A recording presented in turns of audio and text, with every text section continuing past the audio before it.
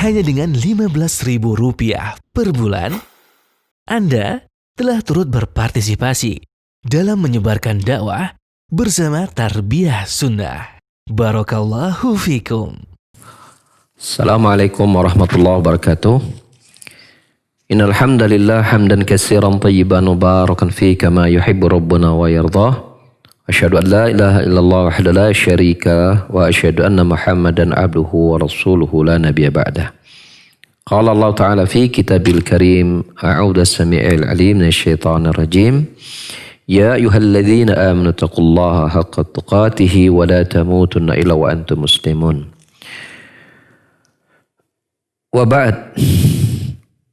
Fa inna khairal kalami kalamullah wa khairal huda huda Muhammad sallallahu alaihi wasallam wa syarrul umuri muhdatsatuha wa kullu muhdatsatin bid'ah wa kullu bid'atin dhalalah wa kullu dhalalatin finnar. Bapak-bapak dan ibu-ibu, ikhwan maupun akhwat, haunallahu wa iyyakum. Pada kesempatan kajian kali ini kita melanjutkan firman Allah Subhanahu wa taala di surah Al-Baqarah ayat 48, di mana Allah Taala berfirman, "Wattaqu yawman la tajzi nafsun an nafsin syai'a wa la yuqbalu minha syafa'atu wa la yu'khadhu minha 'adlu wa lahum yunsarun." Dan takutlah kalian dengan suatu hari di mana sebuah jiwa tidak bermanfaat terhadap jiwa yang lain. Demikian pula tidak akan diterima syafaat dari satu dengan yang lain. Pun juga tidak ada pengganti diterima adanya pengganti untuk menggantikan seseorang itu dari kiamat. Walahum yunsarun. Dan tidak ada penolong satupun terhadap mereka. Ayat ini diurai bagian-bagiannya oleh Syekh Muhammad bin Shalih Al-Utsaimin. Pertama, ucapan Allah, wattaqu yauman. Takutlah kalian dengan suatu hari, tentu maksudnya adalah hari kiamat. Bagaimana cara kita mengungkapkan rasa takut kita kepada hari kiamat tersebut? Maka di sini jelaskan dengan cara ittakhadhu wiqayatan min hadzal yaum bil isti'dad lahu bi taatillah. Caranya adalah membuat benteng agar selamat pada hari itu dengan cara mempersiapkan benteng tersebut, mempersiapkan tameng untuk menghadapinya dengan cara mentaati Allah Subhanahu wa taala. Dengan cara mentaati Allah Subhanahu wa taala. Kita tahu bahwasanya ayat Allah yang sering kita baca dalam salat itu ayat berbunyi Malik Yaumiddin. Allah adalah penguasa satu-satunya pada hari pembalasan. Maka agar kita selamat di hari tersebut, maka sejak saat itu kita harus mulai mendekatkan diri kepada penguasa pada hari itu, yaitu Allah Subhanahu wa taala ketika kita di dunia, dengan melakukan ketaatan-ketaatan kepadanya. Kemudian dilanjutkan pada lafaz berikutnya, la tajzi nafsun an nafsin syai'a, yang mana pada hari itu tidak bermanfaat satu jiwa pun dengan jiwa yang lain. Ini sifatnya umum. Rasulullah sallallahu alaihi wasallam sendiri saja itu tidak bisa memberikan manfaat kepada bapaknya, ibunya, saudara-saudaranya, bahkan kepada anaknya sendiri. Sehingga pada suatu hari Rasulullah sallallahu alaihi wasallam berkata di hadapan keluarganya. Di antaranya kepada bibinya, ya Safiyata ammata Rasulullah sallallahu alaihi wasallam, wahai Safiyah, bibinya Rasulullah sallallahu alaihi wasallam, la ughni anki minallahi syai'a, aku tidak bermanfaat sedikit pun bagimu terhadap Allah Subhanahu wa taala.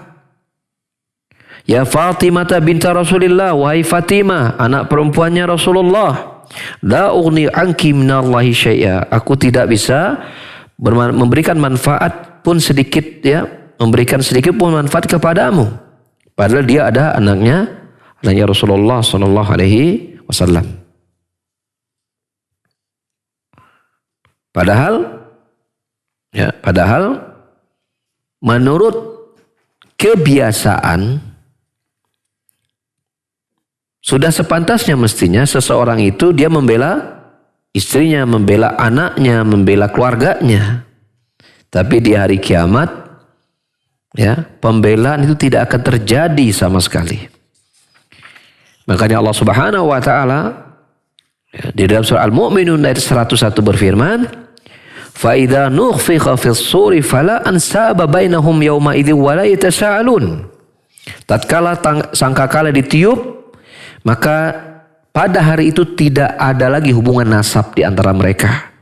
Pun mereka tidak akan bertanya-tanya satu dengan yang lain. Ya.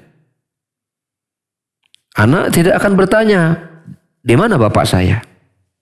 Di mana ibu saya? Di mana saudara saya? Kemana bapak saya pergi? Kemana ibu saya pergi? Kemana saudara saya pergi? Itu tidak ada. Kenapa? Dalam surah Al-Abasa ayat 37 Allah berfirman, likulli imri'in minhum yauma idzi sya'nu yughni. Kan setiap orang pada hari itu sibuk dengan urusannya masing-masing. Karena pada hari kiamat setiap orang itu harus mempertanggungjawabkan amalannya ketika dia di dunia sendiri-sendiri. Tidak ada lagi ada pembelaan. Di padang mahsyar itu tidak ada lagi ada pembelaan. Penghisaban tidak ada lagi ada pembelaan. Ya. Dari satu keluarga yang lain. Jadi tali kekerabatan ketika di hari kiamat itu tidak lagi memiliki fungsi.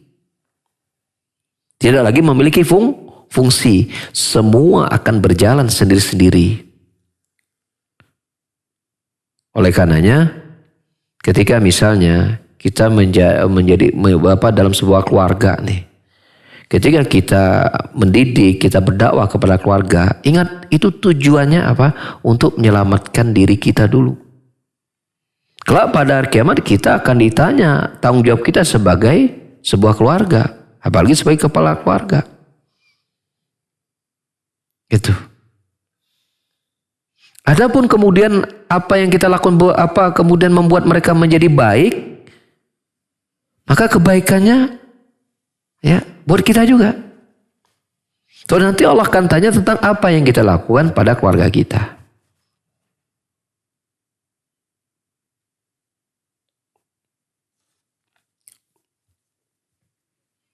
Sehingga gak ada istilah tega gak tega itu. Allah menceritakan ya tentang para penghuni neraka itu ketika dihadapkan neraka di hadapan mereka, ya al-mujrimun, penghuni neraka itu berkata betapa mereka itu ingin apa? Menebus diri mereka agar selama di hadap neraka itu apa? Supaya itu ditebus dengan anak-anak mereka. Ditebus dengan karib kerabat mereka. Ditebus dengan orang tua mereka. Supaya menggantikan posisinya supaya tidak masuk neraka. Bayangkan udah gak ada tega-tegaan lagi. Kalau kemudian bapaknya, ibunya, anaknya bisa menempati posisi dia masuk neraka, dia akan lakukan itu agar dia selamat dari neraka. Sampai seperti itu. Mengapa? Karena kelak pada hari kiamat sudah tidak ada lagi kita bicara tentang apa? Hubungan tali kekerabatan. Itu harus kita ingat-ingat. Kelak pada hari kiamat itu kita akan datang kepada Allah menghadap sendiri-sendiri. Tidak lagi ada kita kenal dengan siapa. Bapak kita, siapa ibu kita, siapa anak itu sudah tidak ada lagi. Nah bayangkan hari itu. Takutlah dengan hari itu. Di mana ya tidak akan ada seseorang itu kemudian apa? Bermanfaat satu dengan yang lainnya. Wala yuqbalu minasyafa'atun. Juga tidak ada juga di sana itu perantara yang menjadi fasilitator yang bisa kita minta bantuan untuk menghadap Allah Subhanahu wa taala agar hukuman misal seseorang itu dihukuman diringankan misalnya. Itu tidak ada pada hari kiamat. Jadi nggak ada lagi di sana istilah apa? Lobby melobi gitu. Kita datangi kita lobby tuh misalnya datangi Nabi misalnya supaya Nabi bisa melobi Allah Subhanahu wa taala agar meringankan hisab gitu. Itu nggak akan terjadi.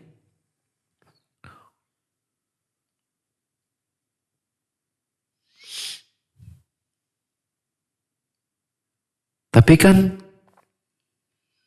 syafaat kan ada. Ya. Oke, mari kita bicara tentang syafaat sekarang. Bagaimana kita bahas ayat ini ya yang Allah mengatakan tidak diterima syafaat pada hari itu sementara kita tahu ada syafaat Nabi SAW. Bagaimana kita menggabungkannya? Bukankah Nabi SAW itu memberikan syafaat kepada para penghuni surga agar bisa memasuki surga yang tadinya mereka di depan pintu surga, kemudian syafaat Nabi mereka memasuki surga Allah Subhanahu wa taala. Bukankah Nabi sallallahu alaihi wasallam memberikan syafaat yang seseorang yang sudah terhukumi bahwa kelak memasuki neraka dengan syafaat Nabi dia tidak jadi masuk neraka? Atau yang sudah masuk neraka kemudian dengan syafaat Nabi mereka keluar dari neraka dan dipindah ke dalam surga? Lalu bagaimana dengan ayat ini Allah mengatakan tidak diterimanya syafaat seseorang pun pada hari kiamat? Maka jawabannya adalah mari kita berbicara tentang ya syarat-syarat syafaat baru berlaku. Yang pertama, bahwasanya syafaat itu berlaku baru nanti pada hari kiamat, syafaat Nabi itu. Yang kedua ya, berlakunya kapan? Berlakunya ketika apa di kiamat? Ketika ya semua orang itu berjalan ke semua para nabi meminta syafaat mereka. Agar syafaat itu kan artinya meminta agar para nabi itu menjadi fasilitator untuk menyampaikan hajat mereka kepada Allah Subhanahu wa taala. Semuanya menolak karena merasa tidak pantas untuk menghadap Allah ketika itu. Sampailah berujung kepada Nabi kita Muhammad sallallahu alaihi wasallam dengan izin Allah Subhanahu kemudian beliau memelas dan meminta kepada Allah Subhanahu wa taala agar Allah Subhanahu wa taala menyegerakan urusan manusia pada hari kiamat tersebut. Maka Allah kasih izin Nabi Muhammad untuk memberikan syafaat. Itu yang pertama. Ada izin dulu dari Allah kepada Nabi kita dan kepada semua orang nanti kemudian boleh memberikan syafaat ya di akhirat tadi. Itu satu syarat yang pertama, dapat izin dulu. Sebelum izin itu keluar maka tidak ada seorang termasuk Nabi kita Muhammad SAW itu memiliki syafaat. Ini dimasukkan dengan ayat ini. Yang kedua, syarat yang kedua, ridhonya Allah Subhanahu wa taala kepada orang-orang yang nanti Nabi akan berikan syafaat. Artinya tidak mungkin syafaat Nabi yang telah mendapatkan izin dari Allah itu berlaku bagi orang-orang yang tidak mendapatkan ridho Allah. Karena apa? Karena kekufuran mereka, karena kesyirikan mereka, itu tidak akan dapatkan syafaat. Jadi orang-orang yang berbuat syirik ketika di dunia walaupun dia ngaku Islam, apalagi dia jelas aslinya dia orang kafir dan tidak pernah Islam, maka itu tidak ada berlaku sedikit pun syafaat, bahkan syafaat para nabi kepada mereka. Maka di sini kita perlu menyelami mana ketika Allah Subhanahu wa taala mengatakan bahwa pada hari kiamat tidak akan ada syafaat. Ya. Yang menjadi perhatian kita adalah apakah kita termasuk orang yang Allah ridhoi untuk berhak mendapatkan syafaat tersebut. Yang sudah Allah izinkan untuk kepada Nabi Muhammad itu diberikan. Ya. Ya kalau di dunia gini ada bantuan gratis. Atau ada beasiswa nih misalnya yang dikeluarkan oleh pemerintah melalui sebuah departemen. Nah, ketika departemen mendistribusikan beasiswa itu tentu ada syarat-syarat yang harus dipenuhi oleh orang-orang yang berhak mendapatkan beasiswa tersebut berdasarkan syarat dibuat oleh departemen tadi.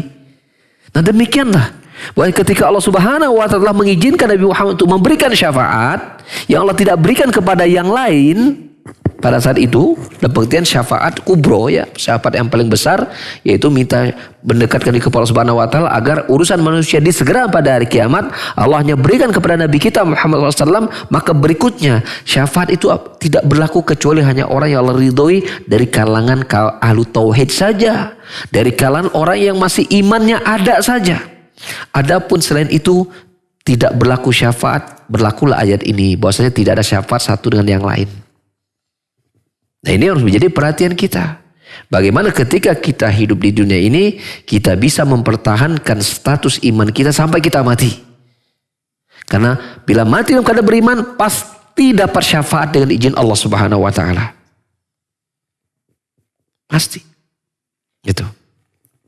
Makanya orang-orang yang matinya dan masih iman itu pasti masuk surga. Kita udah bahas berulang-ulang kan. Orang yang matinya masih Islam, orang yang matinya masih iman, pasti masuk surga. Jangan ragu, kita katakan demikian. Yang benar-benar. Gak ragu, jangan ragu. Pasti masuk surga. Namunnya ini. Ada yang langsung, ada yang mampir lah. Kalau yang sudah langsung masuk, udah nikmat sudah itu. Udah luar biasa. Ada yang dicuci dulu di neraka sesuai dengan kadar dosanya. Yang dosanya bukan dosa yang mengeluarkannya dari Islam, dari iman. Ketika itu sudah bersih, hukumannya sudah menghapuskan dosa-dosanya, maka berpindah ke surga dan kekal di surga. Sehingga rugi ketika kita di dunia ini kita tidak tahu rincian amalan apa saja yang dapat mengeluarkan seseorang itu dari Islam sehingga bisa dihindari. Rugi kalau tidak mendetailkan pelajaran itu. Kenapa? Karena memiliki ilmu itu yang kemudian bisa diamalkan, ilmu tentang penggugur-penggugur keislaman, itu menjadi kunci besar untuk masuknya kita ke dalam surga. Sehingga kita bisa memastikan wafatnya kita dalam keadaan apa? Islam, sebagaimana Allah berfirman, "Wala tamutunna illa wa antum muslimun." Kan kita lihat dalam surah Ali Imran ayat 102 itu. Ya ayyuhalladzina amanu taqullaha wa ya alladzina amanu ittaqullaha haqqa tuqatih wa la tamutunna wa antum muslimun. Wahai orang beriman, ya, bertakwalah kepada Allah dengan sebenar-benarnya takwa, artinya konsistensi dan nilai ketakwaan, dan sampaikan matinya kalian dalam keadaan kalian bertakwa kepada Allah. Maka jangan mati dalam keadaan kalian tidak berislam, dalam ketakwaan kalian, gitu kan. Al-Imam Ibnu Katsir rahimahullah ta'ala ketika menafsirkan surah Ali Imran ayat 102 tadi berkata, "Man ada ala syai' mata ala syai'. Wa man mata ala syai' bu'isa alai." Barang siapa yang hidup dalam kebiasaan sesuatu, maka dia akan diwafatkan di atas kebiasaannya tersebut. Barang siapa yang diwafatkan dalam keadaan seperti itu, dia pun akan dibangkitkan dengan keadaan seperti itu. Jadi kebiasaan seseorang terhadap sesuatu itu menjadi barometer wafatnya dia kayak apa. Wafatnya dia kayak apa. Ini kan menjadi ilmu yang bermanfaat buat kita semua. Bagaimana kita mendesain hidup kita sampai kepada titik penghabisan ketika kita di dunia ini. Ya, kita kembali kepada materi kita. Selain bahwasanya syafaat tidak akan diterima, tidak akan terjadi pada hari itu kecuali dengan kondisi yang kita sebutkan tadi. Allah juga mengatakan wala yu'khadhu minha adlun, maksudnya min nafsin. Maka seseorang juga tidak bisa digantikan posisinya dengan orang yang lain, atau diganti dengan berupa membayar upeti misalnya. Ya waddul mujrimu la yaftadi min adabi yaumi idzin bi bani wa sahibatihi wa akhi. Ya. Bahwa orang-orang yang berdosa ketika mereka dihadapkan neraka pada hari itu, mereka sangat ingin agar posisi mereka digantikan oleh bapaknya, ibunya, anaknya, saudaranya. Jadi udah nggak ada tega-tegaan lagi itu. Tapi itu tidak mungkin terjadi kata Allah. Wala yu'khadhu minha adlun. Tidak akan diterima pengganti pada hari itu. Kalau sudah posisinya dia di situ, disitulah dia akan dia jalani. Tidak bisa diganti dengan posisi yang lain. Atau misalnya diganti dengan apa? Dengan bayaran tertentu agar selamat dari hukuman. Enggak. Itu juga tidak akan terjadi. La yumkin. Itu mustahil itu terjadi. Karena Allah yang penguasa hari kiamat telah menetapkan aturannya akan seperti itu. Walahum yunsarun. Dan juga tidak ada pihak manapun yang dapat menolong mereka agar apa? Agar hukuman tersebut itu jadi apa? Jadi batal. Terus jadi batal gitu. Enggak ada satu orang pun. Bukan jangankan batal, membuat hukuman itu jadi ringan saja itu enggak mungkin. Enggak ada, akan ada. Maka tidak ada pada hari kiamat itu tidak ada fasilitator untuk menyampaikan urusan mereka pada Allah agar diringankan urusan adab pada hari itu. Tidak ada apa? Tidak ada muadalah, tidak ada pengganti yang mengganti posisi dia. Yang ketiga tidak ada penolong. Ya, agar dia tidak terkena azab. Tidak ada. Ya, Allah ingatkan hari itu, hari yang begitu mengerikan, setiap orang akan datang dengan dirinya masing-masing. Jadi kalau hari ini kita sayang sama ya keluarga kita, sayang kepada kedua orang tua kita, ya, sayang kita pada keluarga kita yang lain, maka ingat di hari kiamat itu tidak ada kait-kait lagi urusan kekerabatan itu. Semuanya sendiri-sendiri. Maka oleh karena itu kita mensikapi keluarga kita pada hari ini itu sebagai ujian. Jangan kita berpikir kalau nanti hari kiamat dia akan tetap bersama kita. Dia akan kita lindungi atau melindungi kita. Itu udah gak ada sama sekali. Ingat itu ujian. Kita harus apa maksudnya gitu. Berpikirlah kita sebagai sebuah kepribadian tunggal gitu ketika kita di dunia, bahwa apa yang kita lakukan kita sendiri akan menerima hasilnya. Ya gitu kan? Jadi posisi pasangan, anak itu ujian-ujian semua. Untuk mengetes apakah kita selamat nanti di hari kiamat. Jadi kalau ketika kita kalau masih alam kubur kan masih ada tuh anak soleh, palanya ngalir tuh. Tapi kalau dari kiamat kan selesai sudah semua. Karena anak-anak juga harus bertanggung jawab sendiri kan begitu. Jadi bayangkan Allah menyuruh kita untuk apa? Takut dengan hari itu. Ketika nanti itu kita tuh sudah, sekarang masih ada rasa nih. Karena kita punya keluarga, punya ini masih ada rasa. Punya orang tua masih ada rasa. Hari kiamat itu selesai sudah. Kita nggak cari di mana anak, istri, nggak cari di mana bapak, nggak cari di mana ibu, nggak ada itu. Pikirkan hari itu bahwa itu hari kita semua tuh sendiri-sendiri. Sendiri-sendiri. Makanya kita sejak di dunia ini mikirkan hari itu sendiri-sendiri kita nanti akan datang gitu loh. Sehingga apa yang terjadi pada kita, apa yang ada di depan kita, itu harus kita pikirkan matang-matang. Maka ayat tadi ya melahirkan beberapa faidah. Kata Syekh Utsaimin, yang pertama adalah at-tahdhiru min yaumil qiyamah. Itu peringatan penting ya akan hari kiamat. Ya. Dan Allah berkali-kali menyebutkan dengan peringatan-peringatan tersebut. Di antaranya dalam surat misalnya wattaqu yauman turja'una fi ilallah, surah Al-Baqarah misalnya.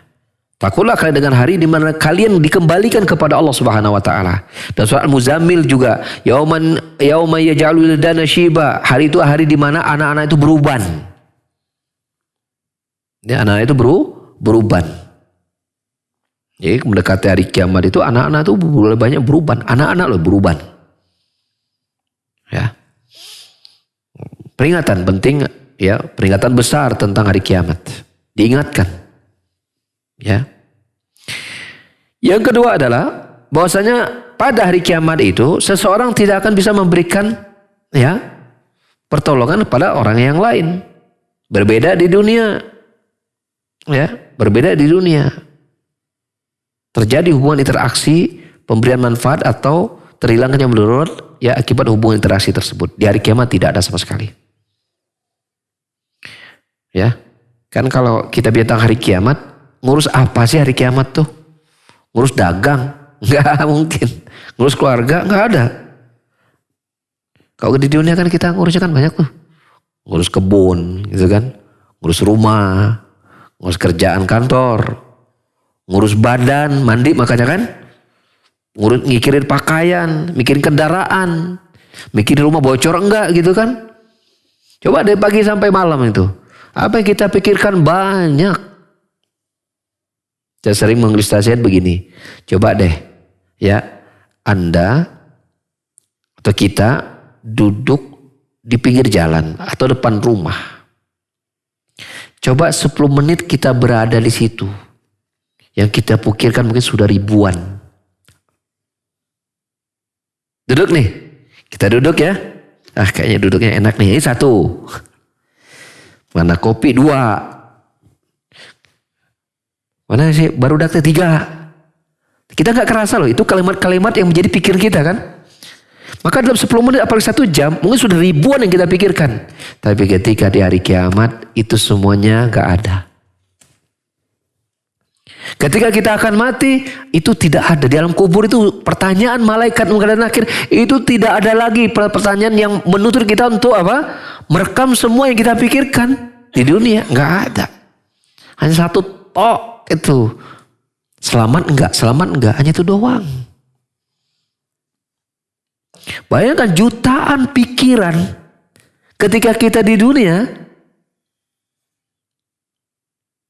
Ya udah bertahun-tahun kan udah jutaan tuh yang pernah kita pikirkan.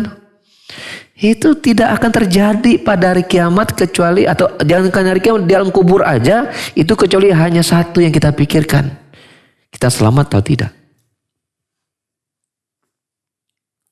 Maka Allah berkali-kali ingatkan tentang hal itu.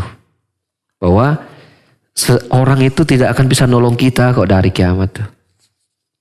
Namanya manusia itu kan amal yang kita lakukan di dunia. Ya. Tidak ada pemberian syafaat pada hari itu. Ya. Tidak akan ada orang-orang yang bisa kita lobby untuk memudahkan urusan kita. Tidak ada yang bisa menggantikan kedudukan kita. Ya. Tidak ada satupun yang bisa menolong kita.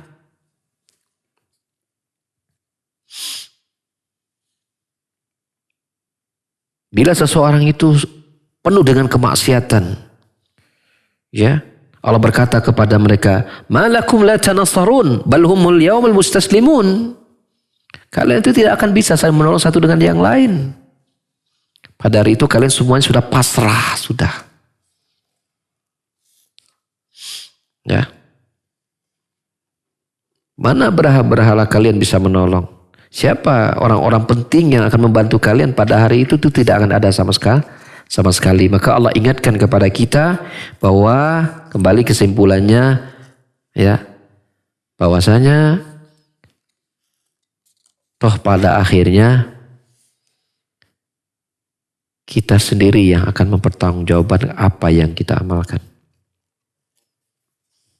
Jadi kalau sudah hari kiamat, sudah tidak ada lagi namanya hubungan kemanusiaan lagi pada hari itu. Jangankan tetangga atau teman-teman kita di luar rumah. Yang paling dekat saja, mulai dari orang tua, istri, ya, pasangan dan anak-anak, itu semuanya sudah hilang, sudah. Anak yang kita sayangi hari ini, dia tidak akan lagi menjadi anak yang kita kenal pada hari kiamat. Pasangan orang tua yang kita kenal hari ini tidak lagi menjadi pasangan dan orang tua yang kita kenal pada hari kiamat. Oleh karenanya jangan sampai kita terlena dengan mereka. Caranya bagaimana? Lakukan ya kewajiban-kewajiban, adab-adab kita yang Allah ajarkan. Bagaimana adab kita kepada orang tua, itu pintu surga kita. Pasangan ya, pasangan-pasangan kita, anak-anak kita, itu pintu-pintu surga buat kita. Tapi bila kita tidak ya menggunakannya dengan baik, maka itu bisa sebaliknya menjadi apa? Menjadi pembuka pintu-pintu neraka buat kita. Na'udzubillah min dzalik. Ya saya kira sampai di situ dulu yang bisa saya kaji. Karena pada ayat berikutnya ini membutuhkan juga waktu yang panjang. Ya butuh satu sesi lagi. Ya saya kira saya cukupkan saja. Dan barangkali kalau ada yang bertanya atau ada yang berikan masukan ya kita persilahkan. Baik. Syukran Ustadz atas pemaparan materi yang disampaikan. Ikhwati iman azani Allah wa iyyakum, para pendengar dan pemirsa dimanapun antum berada yang menyimak kajian di pagi hari ini. Silakan bagi antum yang akan bertanya bisa melalui line telepon di nomor 022 86862637. Sekali lagi silakan bisa bertanya langsung melalui line telepon di nomor 022 86862637 atau bisa melalui pesan singkat ke nomor 0811 227 1476. Baik, sudah ada yang bertanya Ustadz melalui pesan singkat, tidak menyebutkan namanya. Bismillah, jazakumullahu khairan Ustadz atas ilmunya yang disampaikan. Izin bertanya, seseorang yang takut bangkrut di hari akhir, apakah setelah taubatnya akan dikembalikan catatan amal dulu dan dihapus dosa penyebab kebangkrutannya itu? Apakah kebangkrutan menyebabkan amal jariahnya juga terputus? Silakan Ustadz, dua pertanyaan ini. Silakan. Allahu a'lam bishawab ya, Allah a'lam bishawab. Apakah seseorang yang di masa lalunya kemudian mengandung banyak keburukan, kemudian dia bertobat kepada Allah Subhanahu wa taala, kemudian dia merubah keburukan itu menjadi kebaikan, apakah kelak pada hari kiamat catatan itu masih ada atau sudah terhapus dengan kebaikan dan tobatnya tadi? Gitu. Ya. Allahu a'lam bishawab ya, Allah a'lam bishawab. Hanya saja begini bahwasanya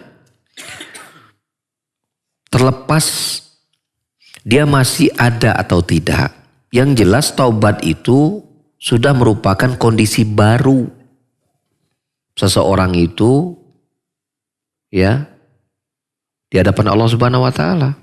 Nah, itulah yang nanti yang akan dia dapatkan dan akan dinilai oleh Allah Subhanahu wa taala. Adapun soal yang jelaskan, kalau kita tahu bahwasanya taubat itu akan menghapuskan semua dosa-dosa kita.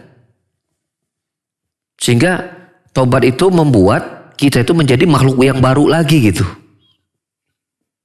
Ketika taubat itu Allah terima, maka otomatis Allah menghapuskan dosa-dosa. Maka kita saat itu menjadi manusia yang baru, dan ketika ada dosa lagi maka catatan baru lagi. Nah, kalau ditanya apakah kemudian catatan itu tuh terhapus atau memang masih ada tapi tidak berfungsi? Allahu a'lam. Walaupun saya condong itu terhapus. Kalau saya condongnya ke sana. Ya, condongnya terhapus. Gitu. Sehingga saya Utsaimin menyatakan demikian ya, terhapus itu. Makanya di antara tanda husnul khotimah adalah seseorang wafat dalam keadaan dia bertobat. Kita tahu, ingat gak kisah 100 pembunuh nyawa, begitu kan? Itu hampir sepanjang hidupnya dia menghabiskan dengan dosa-dosa. Dan di penghujung hidupnya dia bertobat kepada Allah Subhanahu wa taala dan wafat dalam keadaan dia sedang berjalan menuju kepada kebaikan. Baru berjalan pindah tempat. Belum seolah melakukan amal kecuali niat dan fisiknya berjalan ke tempat kebaikan. Itu amalannya. Apa terjadi pada orang itu? Allah izinkan dia untuk menempati surganya Allah Subhanahu wa taala. Disinilah kita ya yang perlu kita tanamkan itu bagaimana kita husnul khotimah gitu loh. Itu yang paling penting. Bagaimana husnul khotimah. Dalam keadaan bagaimana kita wafat dalam keadaan kita sudah bertobat dan Allah menerima taubat kita dan menghapuskan seluruh dosa-dosa kita. Itu yang paling penting yang harus kita perjuangkan pada hari ini. Ya, Allahu a'lam bishawab. Baik. Kalau pertanyaan keduanya Ustadz, apakah kebangkrutan itu menyebabkan amal jariah terputus? Oh enggak. Tidak. Kan bangkrut di sini kan Nabi bersabda ya. Ini ada kaitannya nggak dengan hadis Nabi SAW ketika Nabi bertanya kepada para sahabat, atadruna manil muflis, tahu nggak kalian tentang orang yang bangkrut? Ya, orang bangkrut itu orang yang datang dengan membawa pahala saum, pahala sholat, pahala saum, pahala sedekah gitu kan. Tapi kemudian dia mencela si fulan, menyakiti si fulan, membunuh si fulan, menzalimi si fulan, ya, mencela si fulan gitu kan. Maka dia bangkrut karena apa? Karena semua kekayaannya berupa pahala-pahala itu ludes.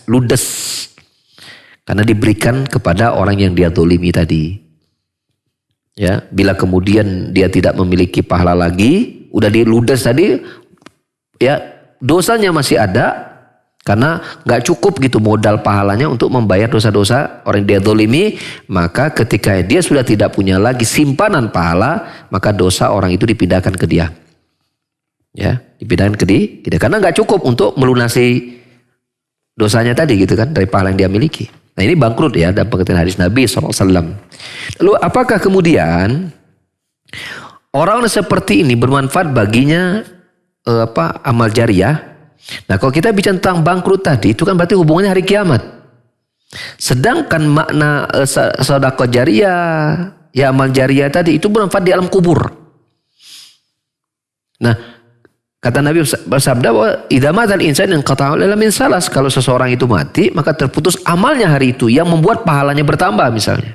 Itu putus kecuali 3 kalau dia udah mati itu. Ya sedekah jariah, anak yang soleh, ya.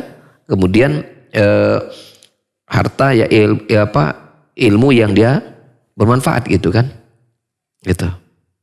Sedekatun jariyatun aw ilmun yuntafa'u bi awalan salihin yad'ulah gitu kan. Itu konteksnya dalam kubur. Nah, kalau seandainya dan ini bermanfaat ternyata dalam proses yang terjadi ternyata harus mengalami dalam kubur dan ya mungkin dalam kuburnya dia sudah mendapatkan nikmat kubur saat itu.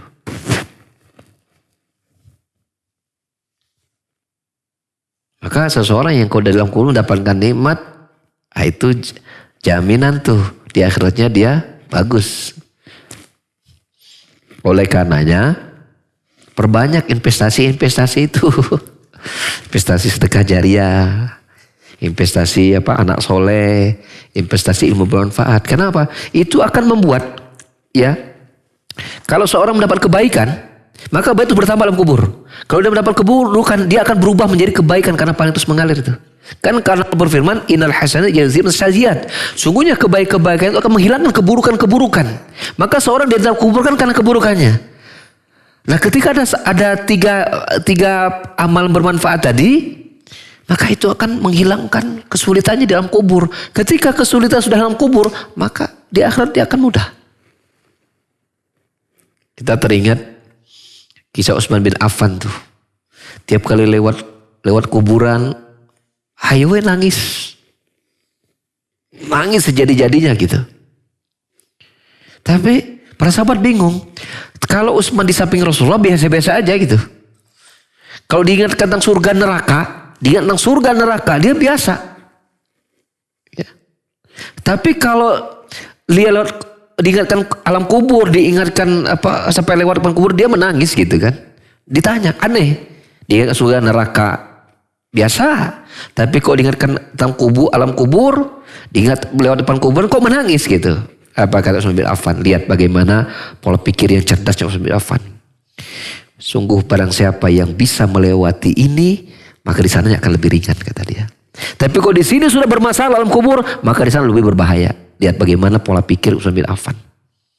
Jadi apa? Utsman bin Affan ingin mengajak kita, bagaimana antum memikirkan kiamat adalah bagaimana antum memikirkan tentang alam kubur dulu yang paling dekat. Karena kematian di depan mata gitu loh. Karena mati kita tidak tahu kapan datang. Dia nggak lihat umur, nggak lihat tempat, nggak lihat posisi, nggak lihat keadaan. Bila sudah tiba, selesai sudah. Itu yang dilakukan oleh Utsman bin Affan. Lihat, dia berpikirnya nggak kalau anak berpikir manajemen berpikir Utsman bin Affan ini luar biasa, cerdasnya luar biasa. Gitu. Jadi Bagaimana amal kita ini, mikirin dulu ya kematian aja nih. Kalau kita mati ini kita udah cukup belum? Kalau dalam kubur kita dapat nikmat, insya Allah kesananya udah enak. Tah gitu. Allah a'lam bishawab. Satu lagi yang terakhir kalau ada. Baik. Kalau nggak ada ya sudah kita. Ada satu lagi Ustaz.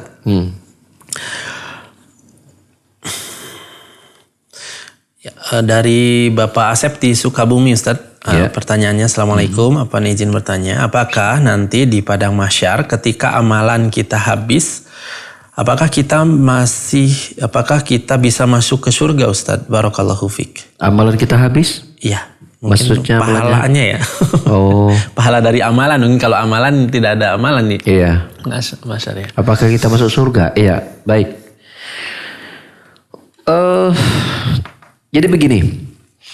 Allah Subhanahu wa taala menyebutkan Al-Qur'an, udah kita bahas dalam tafsir juz amma sebelumnya. Fa amma man sakulat mawazinuhu fahuwa fi isyatir radiyah wa ma man khafat mawazin fa hawiyah, gitu kan.